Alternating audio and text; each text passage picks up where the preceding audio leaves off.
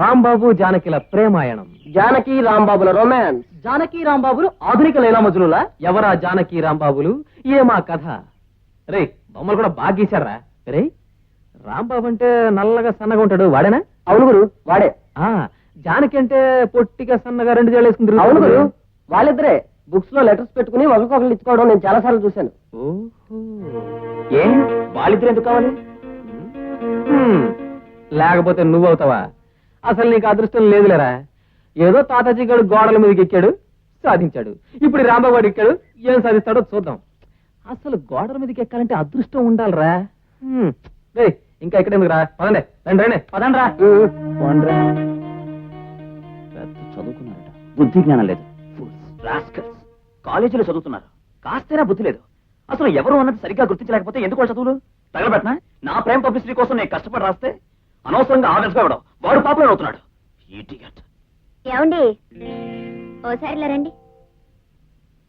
ఏమిటి ఇప్పుడు ఇలా నిప్పుకోళ్ళ చిరాకు పడే బదులు ఆ రాసేదేదో స్పోర్ట్స్ మ్యాన్ రాంబాబు, హాస్టల్ నుంచి వచ్చేసిన జానకి అని క్లియర్ గా రాయొచ్చుగా.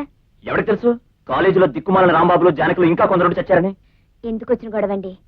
నా మాట వినండి. ప్రేమ ప్రేమ అంటూ ఈ నాటకం ఆడే బదులు హాయిగా చిలక గోరింకల్లా మనం కలిసి మెలిసి ఉంటే. ఇదిగో మనం మనుషులం, చిలకలాగా గోరింకలాగా పిచ్చుకలాగా ఉండడం కుదరదు. ముందు మనం పని చేయాలి, అట్లా చెప్తాను రా.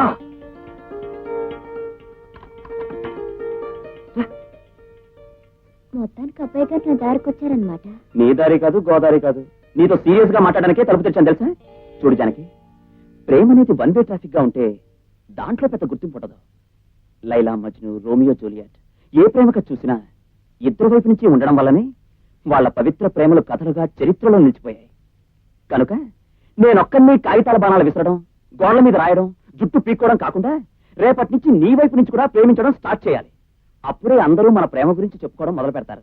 అర్థమైందా? నా సైడ్ నుంచి లవ్ స్టార్ట్ చేయాలంటే ఏం చేయాలంటారు? Hello, good morning. Good morning. ఏమిటి బస్ కోసం చూస్తున్నారా? అవునండి. మీరు ఎక్కవలసిన బస్ ఎప్పుడూ ఒక జీవితకాలం లేటని ఒక కవిగా చెప్పారు, మీకు తెలీదా? నిజమే అనుకోండి, కానీ ఏం చేస్తాం, ఇక్కడి నుంచి నడిచి వెళ్ళాలంటే కాలేజీ దూరం కదా.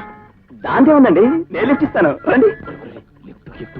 ముగ్గురు ఎక్కితే పోలీసులు పట్టుకుంటారు. ముగ్గురు ఎందుకు ఎక్కుతాం? ఇద్దరం ఎక్కుతాం. నేను జానకి. ఆల్రెడీ కూర్చొని నన్నేం చేస్తావరా? ఏం చేస్తానా, తోసేస్తాను. రండి. పాపం సుధాకర్. వాడి మొహం వాడిదే ఉందండి, మీరు రండి.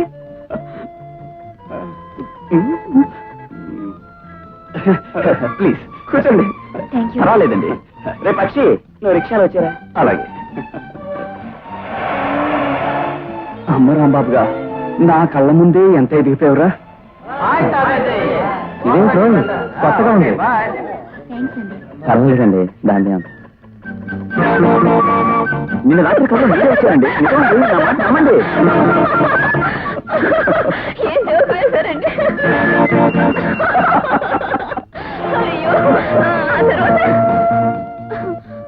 Good morning. Good morning.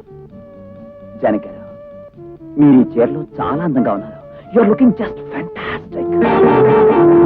Notes రాసేసుకున్నానే. సర్లే, ఇలా వచ్చేసి.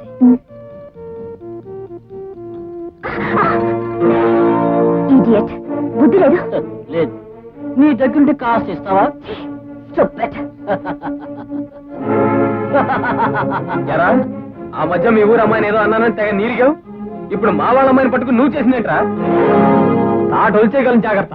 ఓబే, నీ రక్తం కలదూస్తాను, జాగ్రత్త. నా రక్తం కంటే నీ శవాన్ని కలదూస్తాను రా.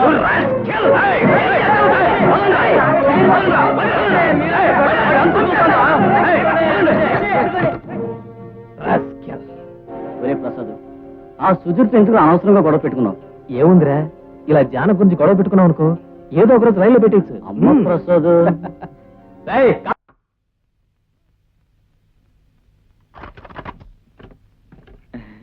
ఏమిటో రాంబాబు, తారస్థాయిలో ఏదో పాట వినిపిస్తోంది, ఎవరు పాడుతున్నారు?